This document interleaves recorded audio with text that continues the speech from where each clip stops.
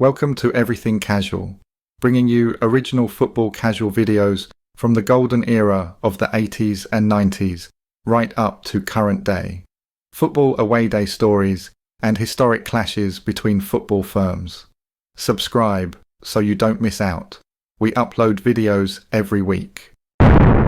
Welcome to today we are looking at perhaps the most famous and highly rated football firm of them all, West Ham ICF.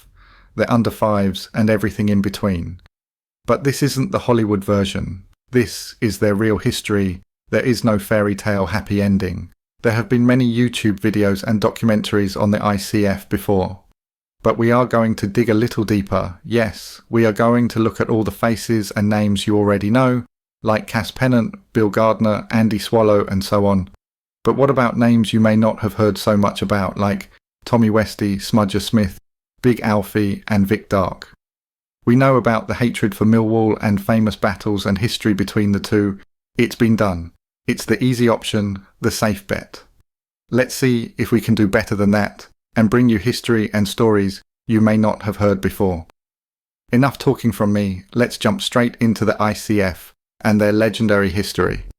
Before the calling cards, before the designer labels and the newspaper headlines, there was something raw, brutal and unfiltered, brewing in the streets of East London. This is the story of the forgotten generation, the lads who laid the foundations before anyone had even heard of the ICF. You hated Millwall. I don't think you spoke to a Millwall fan in over 50 years, is that correct? I didn't, and then I've got two mates that are Millwall fans now. They're just a little bit younger than me, and they're really nice people, but we never got on. It's the same with them. They say the same, and I had a phone call from a mate of mine who runs West Ham Boxing Club, and he was in hospital visiting Tiny, who was one of the top people over at Millwall, and he said, I'm in hospital with Tiny, he's got a growth in his neck the size of a grapefruit. He said, and could you have a word with him? And I thought, what do you say to your enemy? You know what I mean? So I got on the phone to him. I said, look, I'm ever so sorry you are like you are. If there's anything I can do to help, I will. We've always been enemies and we always will be, but I've got respect for you and I always know you as Tiny, the Lion of Millwall. And my mate got back to me, he said he's in tears. And I thought, well, that. And people said to me, why did you say that? Why didn't you say you're a right cunt? I said, no, you can't say that to a man who's dying. You've got to have a bit of respect, you know? And the poor bugger went, you know. Upton Park in the 1960s wasn't just a football ground. It was a pressure cooker. West Ham's fan base came from the docks, from Canning Town, Plaistow, East Ham, a mix of grafters, ex-servicemen, and estate-raised lads who grew up scrapping. Respect was earned with fists, not words. And when Saturday came, that same respect was defended in the terraces. The Chicken Run, that tight, narrow east stand at the Boleyn ground, was infamous. Away fans who got too close were pelted with bottles, bricks, and the odd fist sandwich. It was tribal, it was loud, and it was ours. Back then there were no mobile phones, no online firms, just pubs, word of mouth, and chance meetings in alleyways. Lads from Green Street and the surrounding estates would gather, train it to away games, or simply wait for the opposition to come to them. Before the casuals came the boot boys, born in the late 60s. Their look, sharp, Levi's jeans, Ben Sherman shirts, Crombie coats, Doc Martens or brogues polished like mirrors. Hair was short, cropped, neat, no colours, just intent. West Ham's early boot boy mob was unpredictable, not as organised as what came later, but they had heart, and they had numbers. They operated out of pubs like the Boleyn Tavern and the Duke of Edinburgh, planning ambushes before kick-off. Sometimes it wasn't even about football, it was about pride, turf, and proving you were the hardest firm in London. Things were changing, younger lads were stepping in, fashion was shifting, the game was evolving, fights became more tactical, more organised, more dangerous. The foundations had been laid by the boot boys, the terrace mobs, the lads no one talks about anymore. And from those foundations would rise a name that would echo across the country, the intercity firm. But remember this, before the name there was the fear, before the style. There was the stomp, before the ICF. There was something real, the unknown soldiers of Green Street.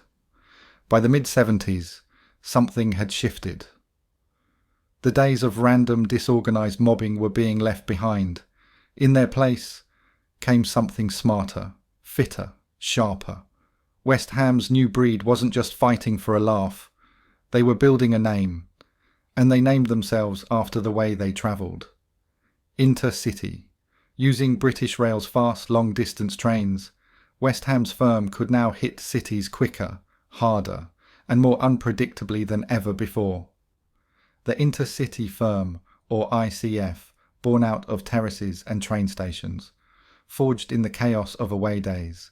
The look changed too, gone were the Crombie coats and the skinhead vibe. This new firm was stylish, Fiorucci jeans, Gabici tops, Pringle sweaters, Burberry scarves, and later Armani, Lacoste, Aquascutum. They called it Clobber, and it became a weapon. Dress smart, move silent, look like a normal punter, then strike when least expected. It was psychological, and it worked. Opposition fans couldn't clock the firm straight away. Police had no idea who was who. The ICF weren't just hard, they were smart. Then came the signature move.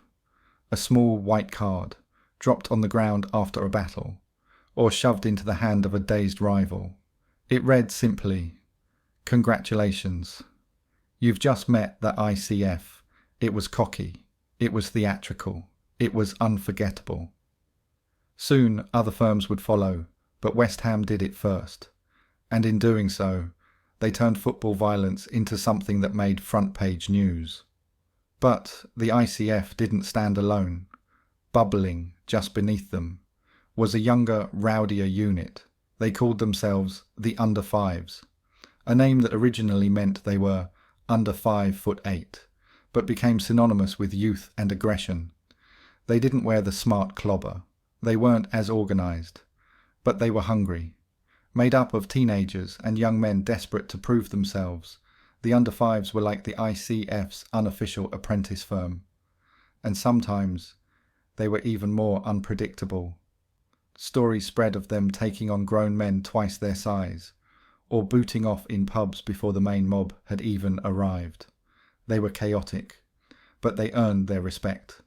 By the year 1981, the ICF were a household name, not because they wanted fame, but because the press couldn't ignore them.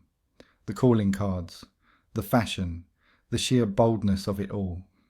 They weren't just turning over mobs, they were turning heads. For some, the ICF were villains. For others, they were folk heroes. In the shadows of the old East End, the next generation was sharpening its edge. The terraces were changing, and so were the people on them. The fashion, the tactics, the mindset. This wasn't just violence anymore. This was organisation. This was identity. This was the Intercity Firm. By the mid-70s, something had shifted. The days of random, disorganised mobbing were being left behind. In their place came something smarter, fitter, sharper. When I was inside, I didn't like pissing in the bucket and eating all that shit. When I was in there, I did give the Babes in the Wood killer a good hiding in the toilet. Who was he? He killed 2 kiddies in Brighton. He's called the Babes in the Wood killer. He got away with it. He got out and he done another 2 kids. But when he was in there for the first time, he was on remand in Brixton in what they call Fraggle Rock, where all the monsters are, yeah? But he had to come into our bit in the hospital, because I was in the hospital bit, to go have a piss, and all the boys in there were geeing me up. Go and give him one. The coppers won't go in there because I was on crutches. So in the toilets in there, they have like the top so you can look over. And I've gone through the door like a Western, and I've done him on the pan. You know what I mean? And the coppers come in and pulled me away and that, and I forget what Russell Bishop his name was, the Babes in the Wood killer. Yeah, I copped him one. Yeah. Now, let's listen to some stories that you may not have heard before from an unnamed member of the ICF. This is his words and his story. Despite the way a firm appeared, there were always occasions when you could come unstuck against the most surprising of teams. In the ensuing years, I was to see West Ham get taken by surprise by a number of teams, and I don't hold the notion that we were unstoppable or immortal in any way.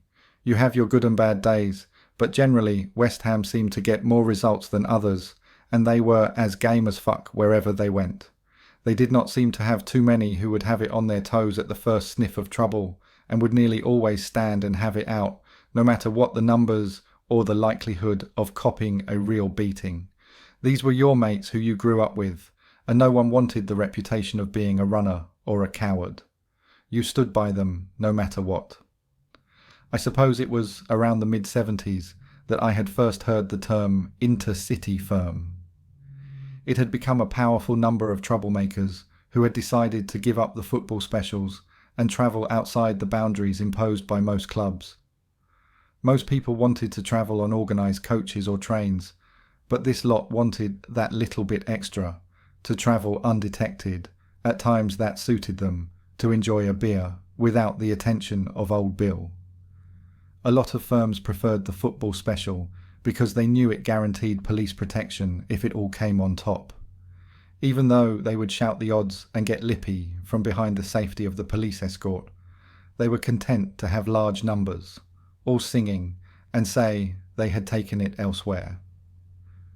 But the intercity firm had gone one step further and were becoming a feared force. When West Ham were in town, you could guarantee there would be some action, and most clubs looked forward to the visit and the chance to pit themselves against this increasingly famous mob. My early impressions were that this mob of older lads were game lads too far out of my league, and I wasn't sure I wanted any part of it. But the kids at school were often picking up the ICF chants and making out they were part of this fearsome mob, even though it was clear they weren't. At the age of 15 or 16, I decided that the new season would see me on my first away game outside of London. With a mate of mine, we walked down to Lacey's Coaches in the Barking Road at East Ham and paid our money to book ourselves on the first game of the new season, Leicester City. I did not know what to expect. My mate had a huge Union Jack with West Ham in painted white letters across the middle, and we were on the coach early to drape it over the back seats in full view. I was excited and apprehensive, not knowing what to expect on the midweek journey. The coach drivers back then had strict instructions to arrive very close to kick off to avoid rival firms being around the ground for hours prior to the game starting. It was clear to me a few of the lads on the coach were maniacs. They were talking about what they were going to do to any Leicester fans they met. I thought it was best for us to stick around these lads rather than walk around on our own. After a few long hours we arrived. It was close to kick-off, and as the coach slowed through the city traffic, we abused every passing Foxes fan we could. Most laughed, as they did not fancy 50 nutters jumping off and steaming into them, but one or two reacted, only to run a mile as soon as someone got up to get off the coach. We were dropped off outside the main stand, and kick-off was just a few minutes away. We followed the nutters around the ground to what we thought was going to be the West Ham section, which used to be a small part of the little stand to the left of the main stand as you look on to the pitch. But as we entered the ground, it became obvious we were in the Leicester end, which was at the other end of the stadium. I quickly tucked my prized West Ham silk scarf inside my Harrington jacket and kept quiet. The nutters had quickly met up with some of their pals and were towards the back of the stand to the left-hand side. I recall seeing a tunnel to our left that led from the main stand into the end we were in, and you could see people walking back and forth. All of a sudden, the teams appeared, and a big chorus of bubbles went up from around us. We were suddenly under a hail of flying debris, stones, bottles, coins, and I had my jacket up around my head for protection. I could not see out of it, but then heard a huge roar, that unmistakable sound when a mob makes a charge, and as I appeared from the safety of my jacket, I looked around to see a huge gap on the terrace to my right. The West Ham lot just steamed into the Leicester firm and sent them running for cover. From the tunnel on our left, we saw more West Ham lads pouring through from the main stand and joining in the fight. Chaos ensued for what seemed like hours, but was probably only a few minutes. My mate and me singled out a group of lads our own age and landed a few blows in the name of West Ham. It had been my first real taste of action, and I was proud to be a part of this growing movement. My next game was Coventry City, and I couldn't wait. I seem to remember it being on or around November the 5th, because we jumped off the coaches near the ground, and the old Bill had us all against the wall searching us for fireworks. We were in the away supporters section, which was an open terrace, and we spent the whole game abusing the Sky Blues fans to our right, on the other side of the fencing that was there. Coventry scored first, and their fans went mental, but we reacted by lobbing anything we could find over the fence. Then a couple of skinheads in front of me lit up some bangers and launched them into the Coventry fans. As they exploded, the old Bill went berserk and charged into our ends, trying to find the culprits. They were pushing and shoving, and a lot of people got upset and started attacking the police, who quickly withdrew. It must have been frightening being a copper entering our section of fans like that, with a few hundred angrily shouting, "Kill, kill, kill the Bill!" West Ham equalised, and our fans went ballistic once again. More fireworks were lobbed over the fence, but the police had learned their lesson and stood down the front looking up at us all. One or two were nabbed and escorted away, but there was no sign of trouble inside the ground. Coventry was always a good trip for West Ham, as it was quite a short trip up the M1 or by train, and we always seemed to get a result up there on the pitch. As I became more involved with the modern ICF, we never really had much opposition up there, although it could come on top of you if you wasn't careful. They always allowed you in their boozers, behind the away end as well, which wasn't the same elsewhere in the country. I know some lads who took liberties behind the Coventry end one year and got a slap, but we often chased around after them with little response. One season, we all sat in their end behind one of the goals in the downstairs section, but they did not do a thing. On another occasion, we were only about 10 to 15 handed, walking around the ground, when we met a little firm of them coming out of a pub behind their end. They followed us down a short alleyway at the corner of one end, and we kept on walking, but making sure we knew how many there were and just how close they were. We decided that once we reached the end of the road, we should all turn and just run at them, do or die. We saw about 30 to 40 of them. "Come on then, if you want some," we shouted, and the whole Coventry lot had it on its toes. Not impressive. We took over pubs and ground when we went up there for the first leg of the League Cup semi-finals in the year 1981 and took the mick completely.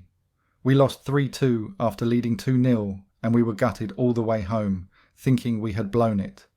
They brought a lot of fans down for the second leg, but not much of a firm, and we beat them by a single goal by Jimmy Neighbour to reach Wembley for the second year, running after the 1980 FA Cup final win over the Arsenal. We went wild that night and looked forward to the final with the Scousers. In my late teens, I had heard from a friend of mine that the ICF were to arrange an official meet. I can't recall if the original intercity firm had died a death and they wanted to restart it all, or whether it was a fresh new legion of young recruits coming through. Anyway, the deal was that they would have all these calling cards with, "Congratulations, you have just met the ICF" on them, and they were going to leave them on their victims. The plan was to meet up at Mile End Station one Saturday morning.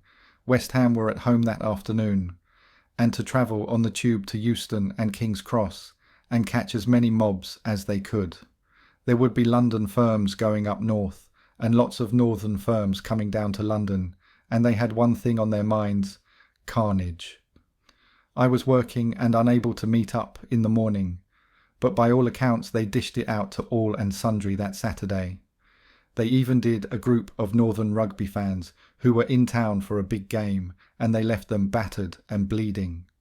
This was the new breed, a mixture of young lads in their early 20s or late teens, and far different from the earlier West Ham mobs I had seen. They were cheeky young lads who were always up to no good. But there were some very, very funny people amongst them. The word spread and the numbers grew very quickly. This West Ham mob of the mid-80s had grown rapidly and was formed by three elements. There was the older lads who had been giving it for years and were now in their 30s. Then there was this new group of lads in their early 20s who had emerged, and finally the younger element, 16 to 17-year-olds, who would later be known as the under 5s because of their young age and looks. The first time I had heard the term under 5 was when we took a little mob for a nothing youth game at Millwall. We had a bit of a result and took some liberties with Millwall and were enclosed in the halfway stand made famous by the F Troop Harry the Dog documentary. Some of the older lads were mucking about fighting with the younger lads and started calling them the under 5 firm, which seemed to stick. I don't know for sure that this was how this term came about, but it was certainly my first recollection of it. There was some naughty lads in the under 5s, and a lot of them liked to carry blades. I still know a lot of the lads today. Some of them could handle themselves in a row, but a lot of people were wary of them back then because they hunted as a pack.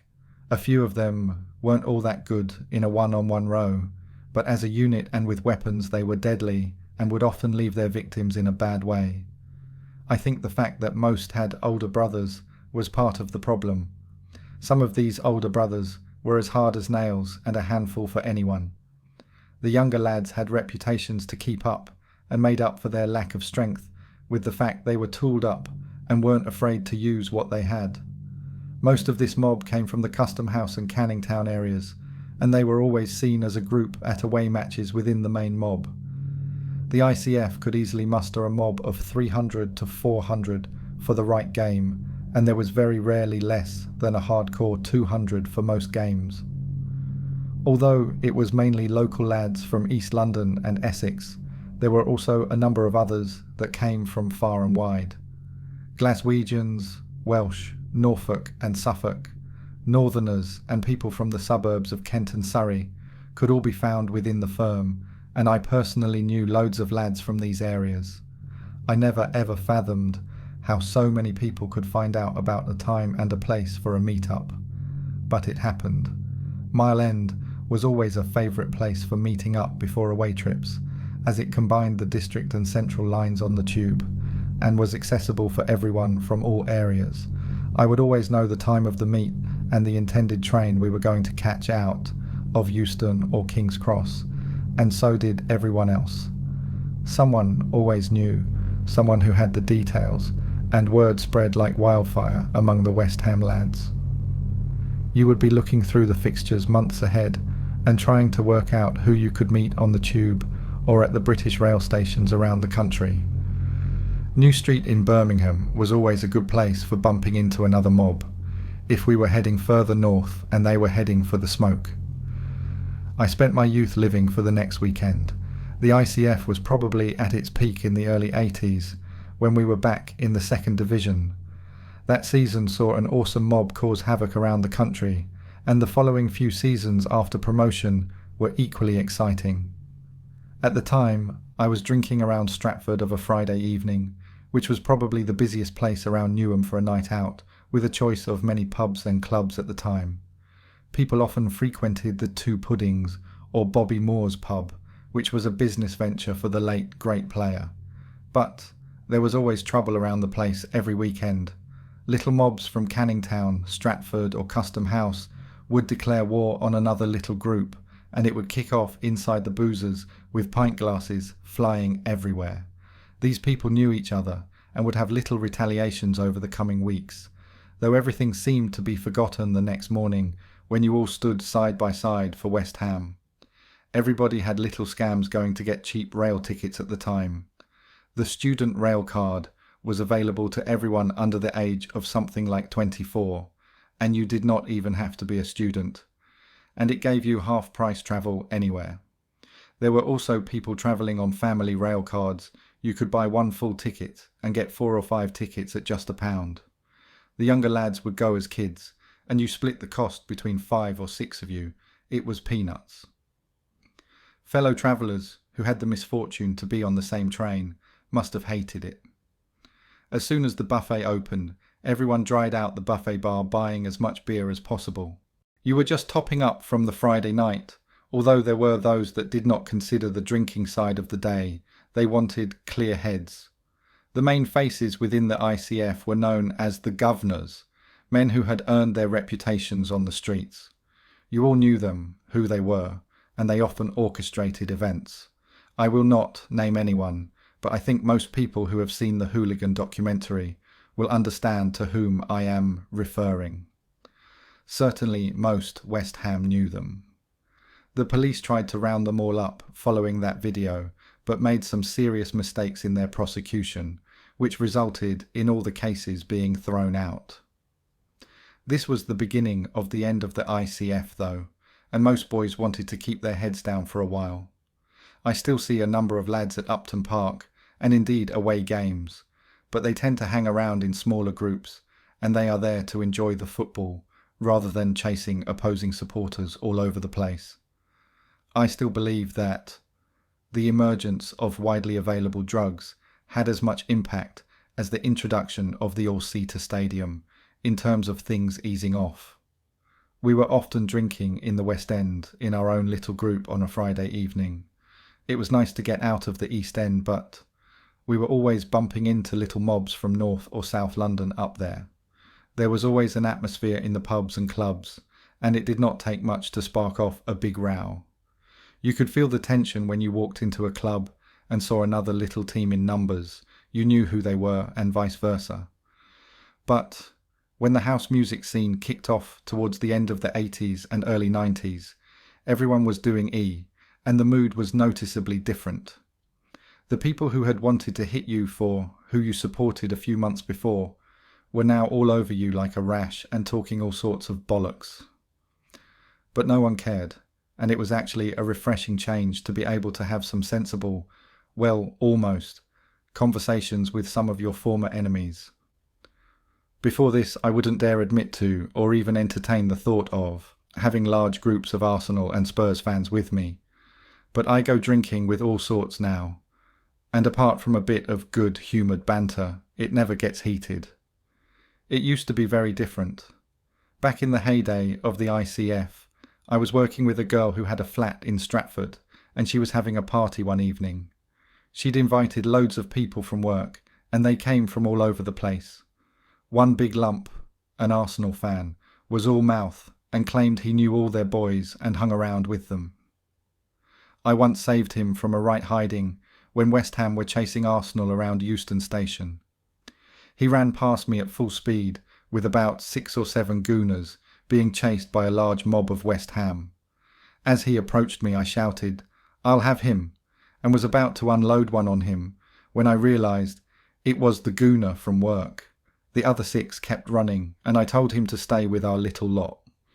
The other West Ham came running out of the station asking if we'd seen some Arsenal, and we said they'd just sped past us heading down the main road towards King's Cross. This Arsenal lad breathed a big sigh of relief and said he owed me one. Cheeky muppet. Anyway, he was due at this party in Stratford, one fine Saturday evening in the summer, and the meeting place, for those who didn't know the area, was a nearby pub that just happened to be the Britannia, a staunch West Ham pub that was owned and run by Frank Lampard.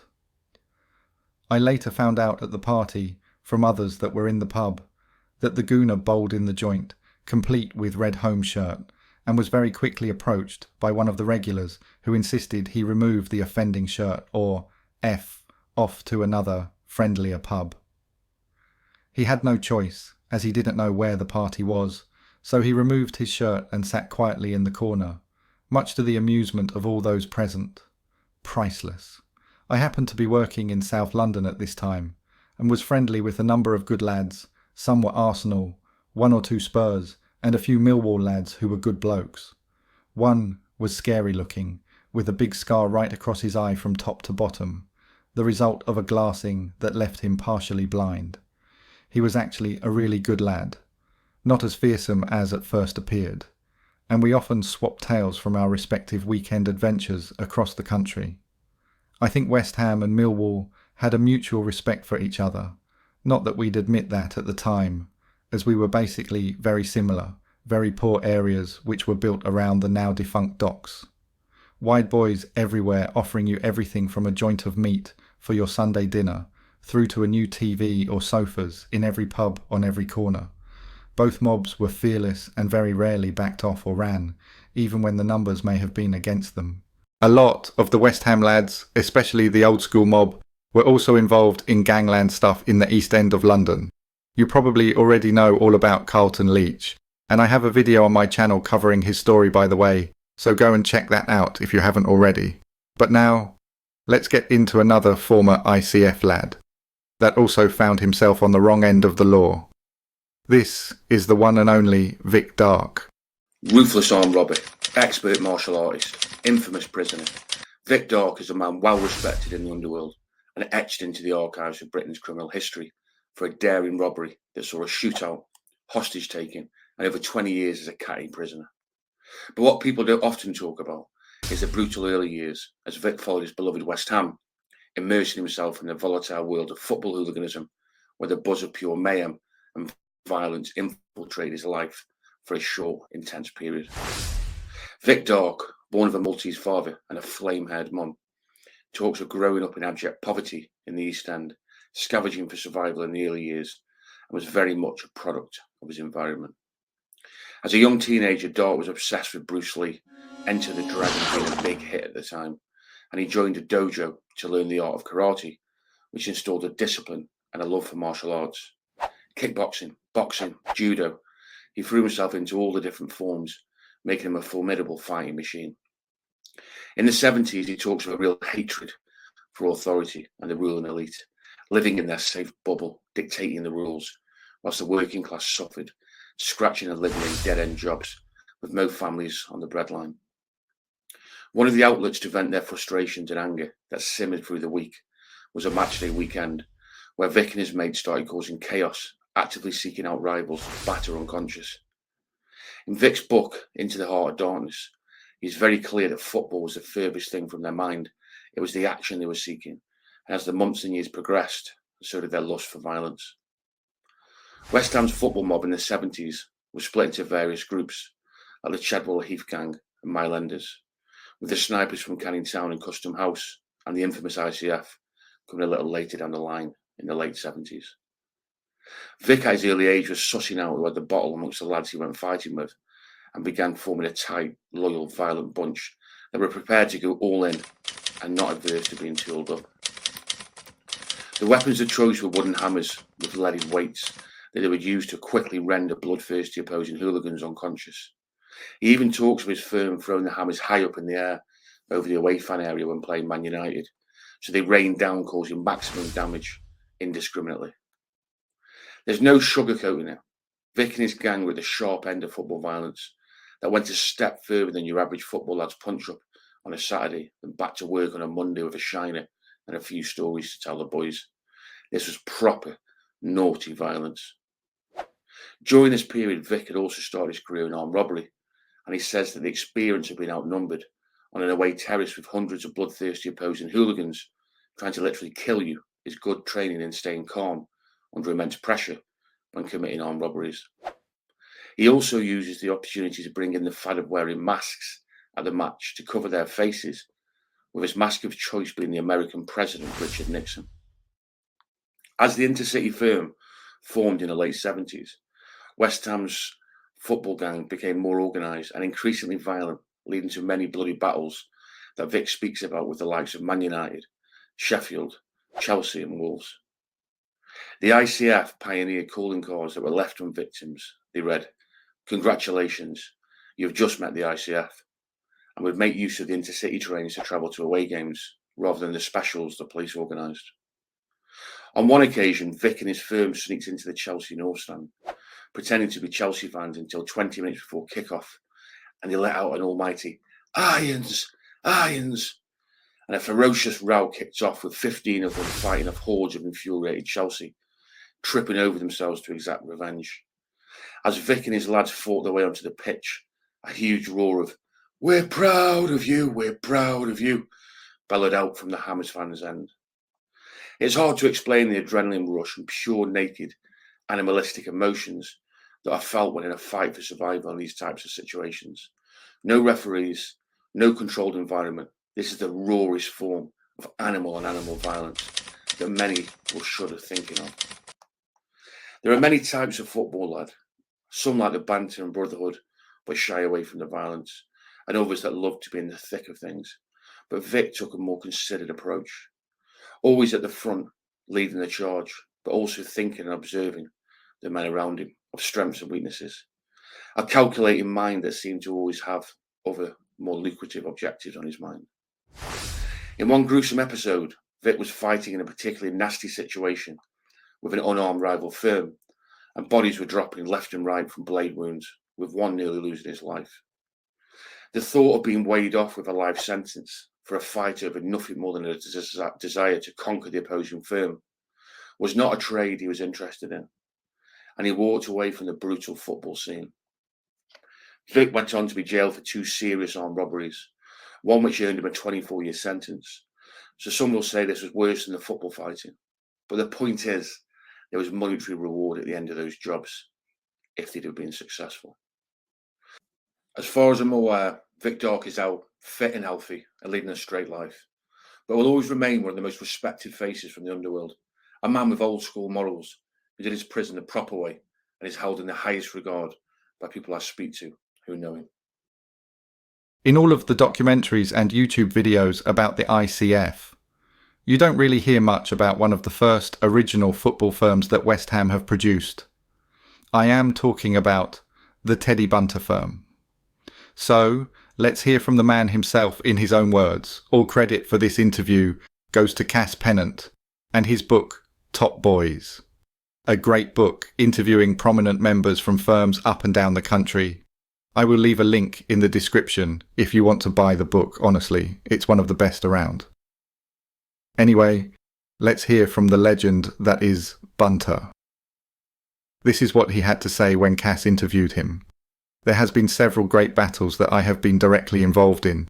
Harry Cripps's testimonial in the 70s was one, and another was Man United in the Cup when we took liberties up there in the 80s, fighting before the game, after the game.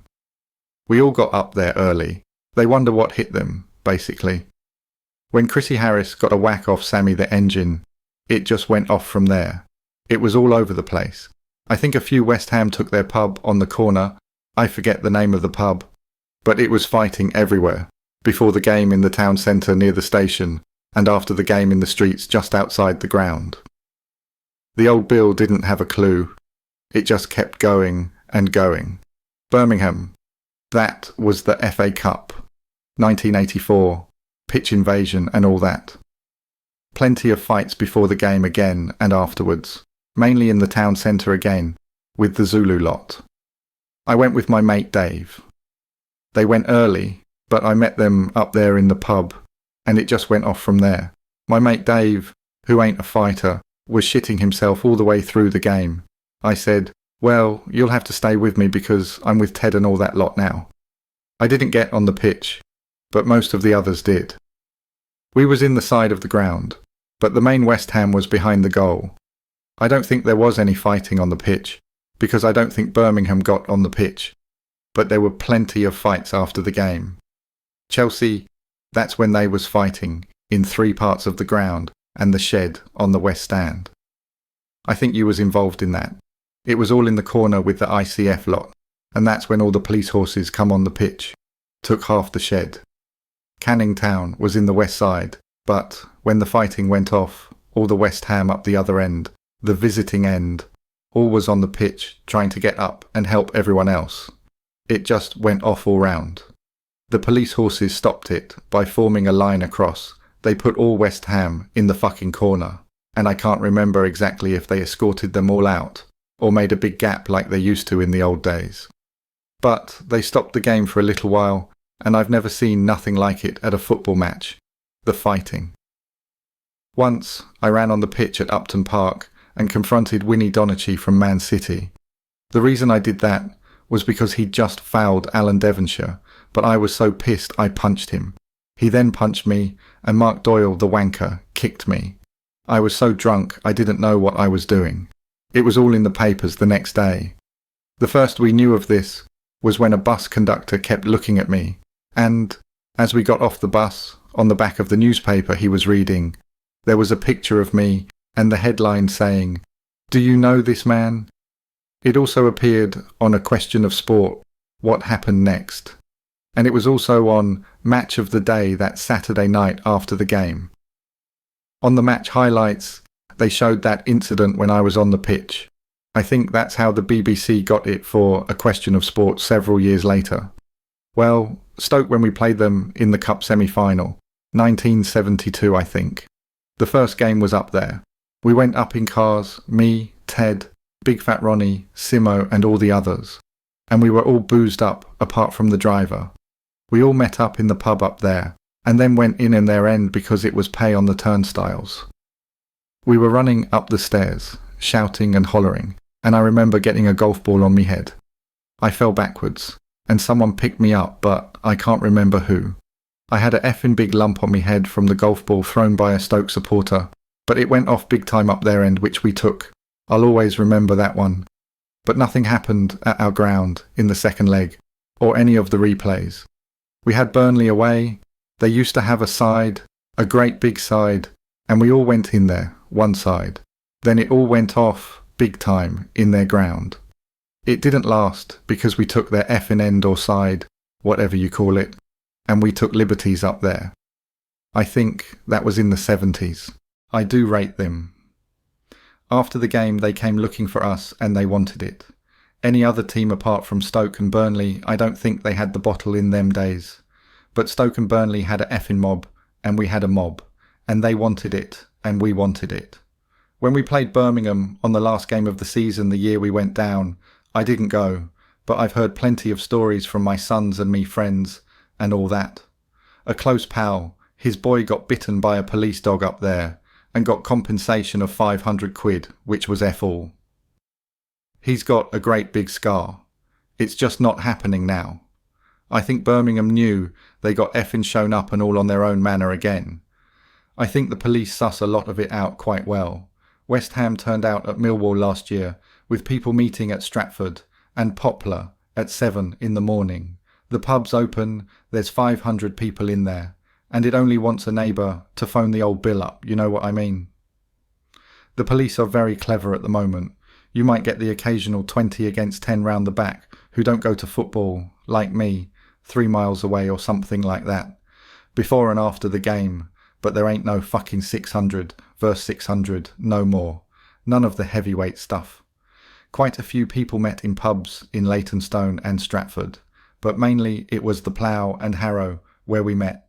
People come from Leytonstone, Stratford, Dagenham. They was all West Ham supporters and made a firm up and called ourselves the Teddy Bunter firm, which was made up of me, Bunter, Big Ted, and about 30 to 40 boys. We all had a go and never bottled anything. This has got to be 1970. It got bigger and bigger, and other people joined in. Got well known over West Ham. Bill Gardner, he weren't a member of Teddy Bunter. He just wanted to be himself. I don't think Bill was in any firm, but he's well established, the same way the Teddy Bunter firm was well established at West Ham, and had a hefty reputation. There was Harry Cripps's testimonial, a night match. Mile End and our firm joined up together, and none of our firm were tooled up, but we didn't know the Mile End was. Apparently they broke into a railway workman's hut, took all their big tools and everything. Come out the station, they was all there waiting for us, and I've never seen nothing like it, smashing everyone over the heads with everything, and Millwall just scattered. In the ground, we was up their end, all at the back, before the game. We was all creeping in, but they knew who we was. I don't think nothing major happened in the ground. I can remember being stuck up in the corner of the Cold Blow Lane end, running back and forth. But it was before the game and after the game that saw the real action. Good firm Millwall for a testimonial. But if it was a league game, West Ham would have more boys out. But we didn't need no more than the Mile End Teddy Bunter firm that night. We were all up for it. I reckon there was a good 100 or 200 West Ham there. I've never seen a firm so tooled up as that night. And when we see them all tooled up, we was all up for it and all. My biggest rivals? Well, team-wise, it's got to be Millwall or Manchester United. Fan-wise, it's got to be the same two, I would have thought. Could put Spurs in there too, but for me, it's Millwall because of the incidences over South London. It goes back a long while. I was brought up to hate them. Me aunt and uncle had pubs in Canning Town, and they didn't like people from South London. And, as for the football, the docks were involved. Millwall and West Ham old boys used to work in the docks together and effing hated each other. When we was the Teddy Bunter firm and all that, we went to Chelsea, took the shed again. We were fighting all through the first half. Would have been 77, I would have thought. I was warned twice by the same copper in the shed to calm down. The beer had took its toll on us all again, by the way. Half time we took their bar, kicked the F out of them again. I was after this fella who I'd had a fight with before on the terraces. He was in the bar, kicked off with him, and I got nicked by the same copper. He said, "I warned you several times," and they took me to the nick where I was put in a cell. I thought, F in hell, I'll sober up here. But when I got in, I saw Big Ted in there. He went, "F in hell, you got done?" "Yeah," I said. It went right off and I got nicked. They took me boots off me as they were steel toe caps because I'd been to work in the morning. Big Ted said, "F in hell, Bunter, your feet fucking stink," which they did. I'm glad to say I don't have this problem now, thank God. Me and Ted went to court several days later. He said to me, "Bunt, plead guilty. I only got F in 30 quid fine." Now let's hear from the big man himself, the legend that is Bill Gardner, as he talks about everything ICF.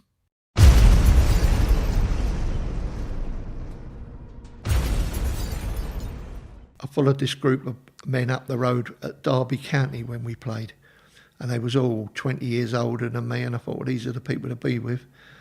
And one bloke was barking out the orders for us what to do, and I thought, well, this sounds all right. And I followed him, and the poor old boy, he's now dead. Like a lot of them are, you know, you get to that stage. But I had loads of good people around me, and to be fair, like I've said, not every one of them was a fighter, but they all had amazing bottle, and they would never leave me like I would never leave them. There's no one on this planet can say I ever left a man down. If a man went down, I picked him up. And it was the same when I worked on the door. If a doorman went down, I'd pick him up. Was West Ham the first time you'd ever felt part of a family? Yeah, definitely. And I always felt unwanted at home. We never had a Christmas. Our Christmases were no trees, no decorations. We used to get a present. I used to get a present. My dad used to get a pair of slippers every year. He had so many slippers, I think you could open a shoe shop. And then they'd have a fight. They'd always have a fight on a Christmas day because my mum was seeing another man opposite, and they used to cook the dinner over there and bring it back on a tray for me and my dad. And he'd say something to her about come home here or something. I think my dad really loved her because I don't know any man would have stood at what he did. She carried on with this bloke for 30 years. I called him Uncle Ted. He was all right, he was a nice fella. But, you know, I was a kid. I didn't know right from wrong, you know what I mean? I didn't know that part of it, marriage and all that. I didn't understand that bit. And I just thought, oh, Uncle Ted's a friend, and that was it. But I used to play him around a bit because when I got a little bit on a bit, I was about, how old would I be? I'd be about 12. I used to go over there and he'd say, "You going anywhere, Bill?" And I think, oh, they want me out of the way to get at it, you know what I mean? I used to say, "No, I want one going to pictures." And he'd go, "How much is that?" And I'd say, "Oh, 3 shillings. "Oh, all right." So how am I going to get there then? He said, "Oh, how much is the bus?" And I'll say, "Oh, 2 shillings. And I said, "I'll be hungry when I come out." He said, what do you want?" I said, "Well, fish and chips." So I'd get the fish and chips money, I'd get the ice cream money out of him and some sweets. Mm-hmm. And I used to go down the road, and I reckon before I got on the bus they was at it, you know what I mean? They actually got at it in the bed next to me when I was a little boy, really little, 6. I was in bed asleep, and I heard my cot was going up because I slept in a cot till I was 8.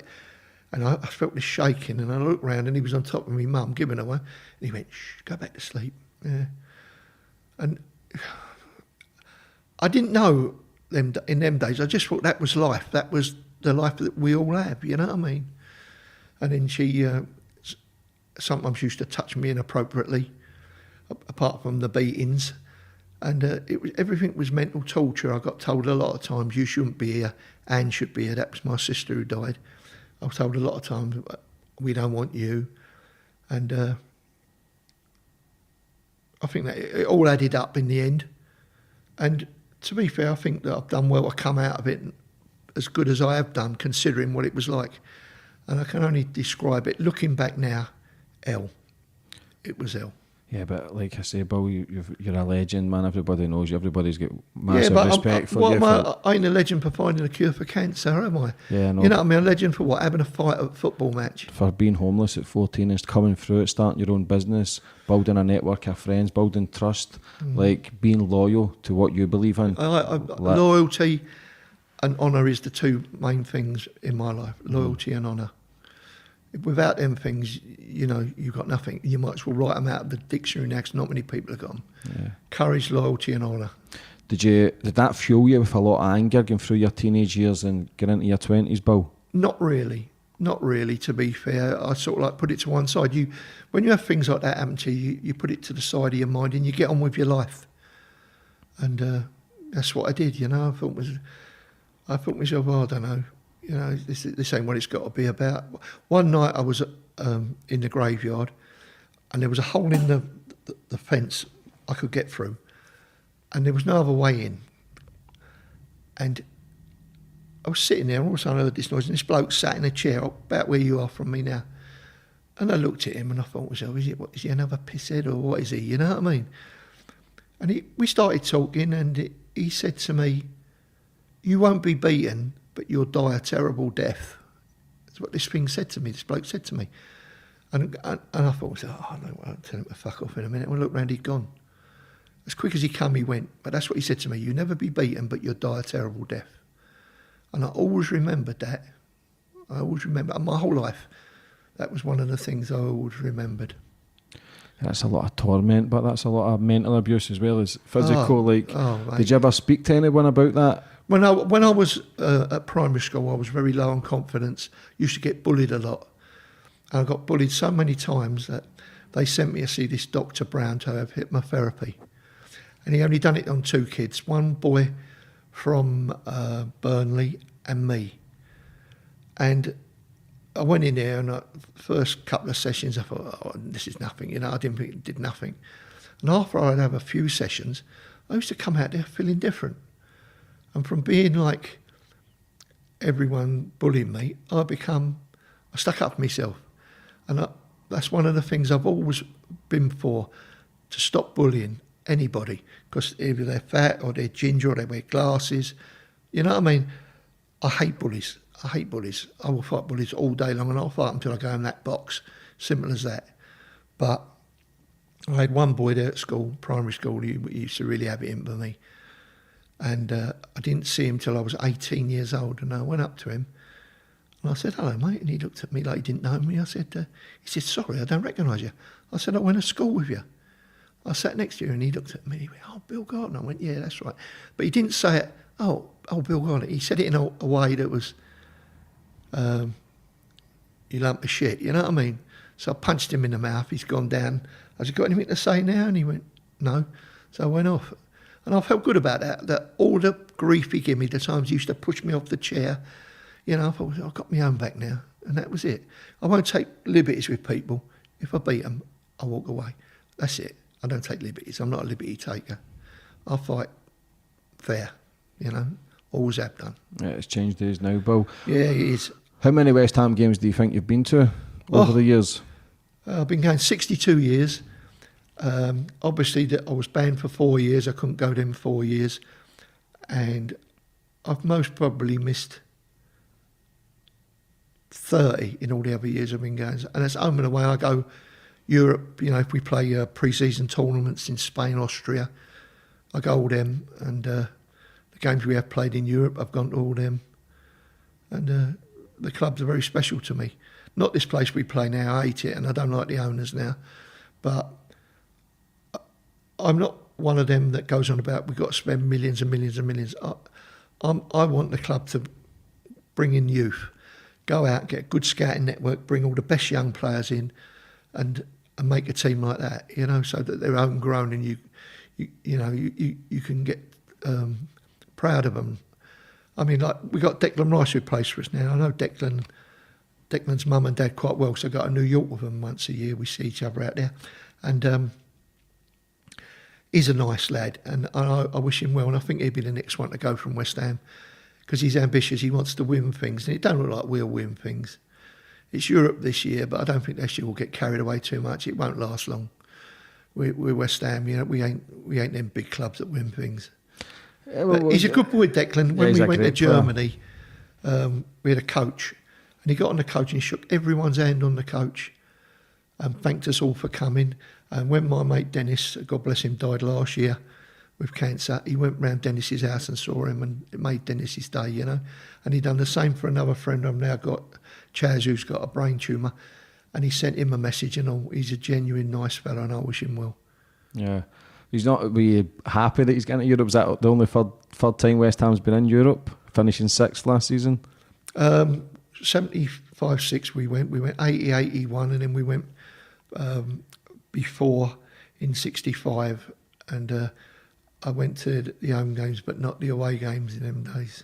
What was your first away game for West Ham? Middlesbrough. Do you remember it? I remember the train full of people. The last two games of the 58 promotion season I went to, I was nearly 5. Middlesbrough and Liverpool, yeah. My dad, why he ever took me up to Middlesbrough, because you know what, Middlesbrough was known as the nonsense capital of Europe, but Middlesbrough was a bad place. And I think he took me up there for some reason, I don't know. But I ended up coming back, and I remember the train was full of all the claret and blue colours were everywhere, and I enjoyed it. I felt, this is me, you know what I mean? I felt, you know, I was only a little boy, like I said, but I felt, I like this is what I want to do. You've been there for generations now. Like, firms must have changed through the years. How do you feel it is from 40 years ago to now? Well, now, over at that new stadium, that's your toll we've got now, which I hate, is we've got all these tourists. They have a day out. They go to Madame Tussauds, they have a bit of lunch, go to West Ham. It's their day out. They get in there, they have a 2-gallon packet of popcorn, a bucket of Coca-Cola, you know what I mean? And they not got the passion that the older ones have got. We could still be a big club. I think we could still be a big club. The fans need to get behind the team. Although we hate the board, we need to get behind the team more. And I think if we do, we'd make it a better day out for everyone and all. You know, everyone goes home with a hump. But if you have a laugh in the day, it's not so bad, you know. That's the way I look at it. And but I don't like it over there. The walk to it, for older people, the walk is like a day's exercise on its own, you know what I mean? I do a lot of walking and cycling. And my day's exercise is getting there and back, you know, that's the way it's become now. But you hated Millwall. I don't think you spoke to a Millwall fan in over 50 years, is that correct? I didn't, and then I've got 2 mates that are Millwall fans now. They're just a little bit younger than me, and they're really nice people, but we never got on. It's the same with them. They say the same, and I had a phone call from a mate of mine who runs, I'm not sure if it's Fairbairn House Boxing or West Ham Boxing Club, and he was in hospital visiting Tiny, who was one of the top people over at Millwall. And he said, I'm in hospital with Tiny, he's got a growth in his neck the size of a grapefruit. He said, and could you have a word with him? And I thought, what do you say to your enemy? You know what I mean? So I got on the phone to him and I said, look, I'm ever so sorry you are like you are. If there's anything I can do to help, I will. We've always been enemies and we always will be, but I've got respect for you and I always know you as Tiny, the Lion of Millwall. And my mate got back to me and said he's in tears. And I thought, well, that. And people said to me, why did you say that? Why didn't you say you're a right cunt? I said, no, you can't say that to a man who's dying. You've got to have a bit of respect, you know. And the poor bugger went, you know. But I don't know. When you get older, you hear more and more people go with it. Young people don't think they're ever going to get it. They're not going to get this COVID. Believe me, you will cop it if you ain't careful, especially when they're all over each other, you know what I mean? What about, who's the strongest firm you've ever come up against? I think Millwall. I think we all won a couple of them games we played. How many people? Oh, more than 300 a side, you know what I mean? But they had a lot. They when we went over there, they used to all turn out, and I got nothing but respect for them. I think that they're all right. You know, they're quite humorous. They've done a few funny things with like they had an helicopter go over above Wigan with Avron Grant hero, I think, Avron Grant. What's that experience then? What's that adrenaline when it's 300 against 300? Like, is it just a free for all or? Yeah, free for all, really. Like they say in the film Zulu, mark your target when they come. You know what I mean? You know which one you're going to have. I always used to go for the one at the front who was the mouthy one. I used to always go for that one because I always believe you take off the top of you cut the tree at the bottom, the tree will fall. So that's what I used to do. But a lot of them books that people have written in about me, unbelievable. How many books do you think you've been in? About 30. About 30 where they'll give me a mention. I would say 28 of them are packs of lies. They're just people that are looking to get their ego going, you know what I mean? My book's truth, 100% truth, every word. I didn't have to glamorise it, sensationalise it.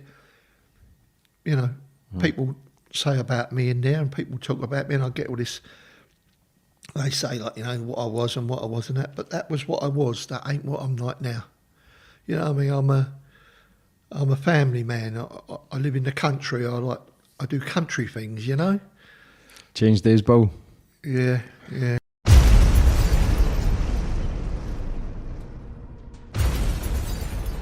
Thank you for taking the time to watch this video. If you subscribe, you will be notified when we release a new video. It could be your firm we make a video about next, so don't miss out and hit the subscribe button. You can find me on Facebook or email me if you have a good story to tell. See you next time.